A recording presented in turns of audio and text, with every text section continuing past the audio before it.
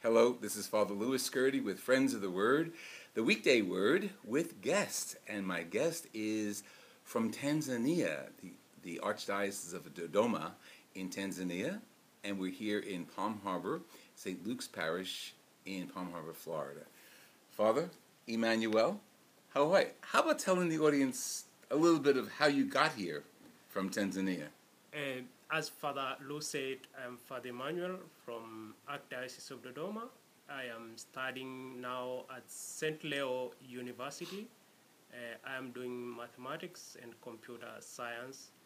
It's through the responding to the need of the church that my bishop sent me here to study those subjects. The church in Tanzania needed to respond to the needs of the people in education and the pastoral as well.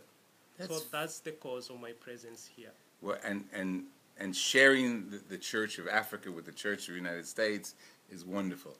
But your diocese is in the state or country of Tanzania? My diocese is in Tanzania as a country. It is found in the central Tanzania. Tanzania got its independence in 1961, and this diocese has been raised in 1953, where we had the first bishop was called Bishop Pesh, and then now we have the Archbishop Beatus Kinyaia. That diocese has raised to the status of Archdiocese just this year. Oh, really? This year, 2015. That's great. What language do you speak in Tanzania, besides English, which is pretty good? In Tanzania, the national language is Kiswahili, where you can greet each other saying Jambo. Jambo? Yes. Jambo. Oh, Jambo. Good. Jambo. I know Jambo something is now. similar as saying hi in English. Jambo. But also we have different dialects, more than 121 dialects. Completely different languages? Yes. Oh, okay. Yeah. Wow. And how many do you understand? I'm able to understand about 4 of them. 4. Yes. Okay, well. Now, in your diocese, how about you describe the diocese, the archdiocese in Tanzania that you come from, Dodoma, right? Yeah. How big is it? How many parishes? How many priests? The archdiocese is very big geographically, though the population is not much high. We have 37 priests. How many? We have 37 priests. 37 priests. Yes, but we have also different religious communities which work there. Oh. The structure of the church over there is different from here. We have parishes. Within the parish, we have small communities we call the outstations. What here you will call chapels. So you may find What's that word? chapel. Chapels. So the parish is central. The central then has different chapels. We have one parish with 23 chapels. So it's so huge. And the work of the pastoral activities are done, many of them, by the catechists. After my ordination, I was lucky to be sent to one of the parish called Lumuma Parish. It had 11 chapels. It was a beautiful experience. I bet. You can go to different villages, different chapels, different schools, and spend time teaching not only the gospel but also education and responding to the needs. Fascinating. Okay, we're going to talk about that. That's great. But the catechists run the chapels? Because as I said, we have many of them. So in the chapels, they have their own way of administering. Okay. We will have the catechist who will be responsible for the pastoral activities. Okay. They will do preaching, they will do catechism, they will celebrate the liturgy of the word on Sunday, and then priest may go there once a month to make sure that everything is going well. But also we have the day to meet with the catechists. Actually, they will come to the parish once in a month. And They will spend the day there, where they will be instructed by the pastor what to do and how to do them. Oh, that's fascinating. That really is so organized. It's really, and it's great ministry. I guess the next question is there a lack of priestly vocations like we have here? The lack of priest vocation is true, but the most difficult part of it is the formation. because we need a lot of money, as you know. It takes a And- number of years to Sure. get them. So because of the economical reasons, we limit also the number of seminarians. That's why we find many dioceses still they ask help for the seminarians. For instance, now in the diocese we have 21 seminarians in the high seminary, both in theology and philosophy, and we have 219 in the minor seminary. Okay.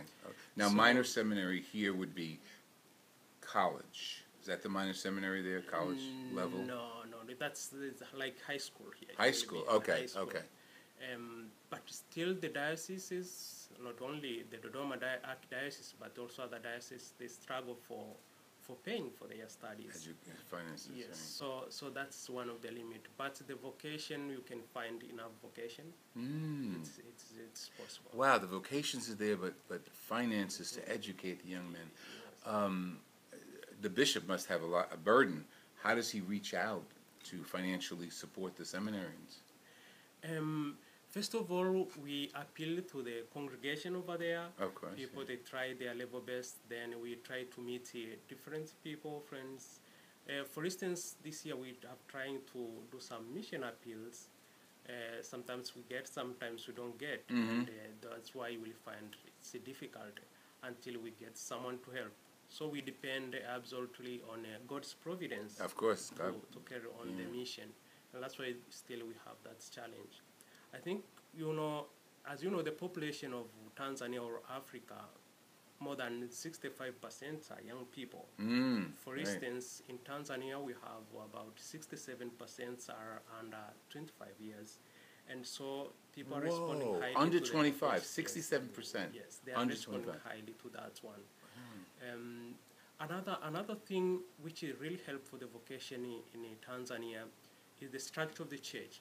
We have parish, then we have these chapels. Chapels, right. Then under the chapels, we have what we call small Christian communities.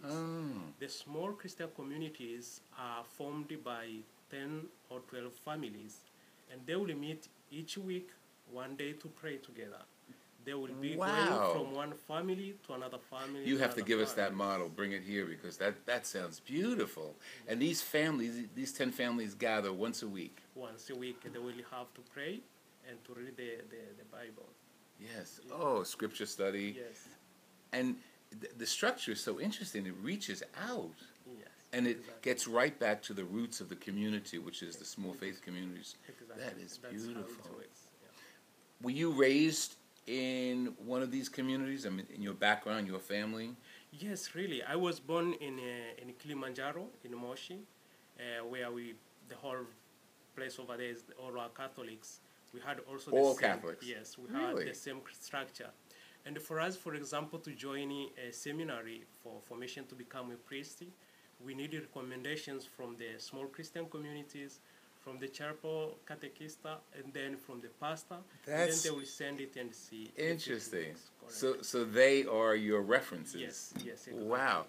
We're going to continue, Father. Is it all right? We'll have right. more questions and answers later on. This has been Father Louis Skirty with Father Emmanuel. I'm going to have him say his last name again. Hero. Okay.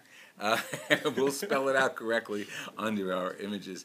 Honored to be here in Palm Harbor, where Father is studying locally at St. Leo's University. We'll continue with the Church in Tanzania, Africa, on our next episode. Thank you for joining us. If you'd like to contact me, fatherlouskirty@hotmail.com.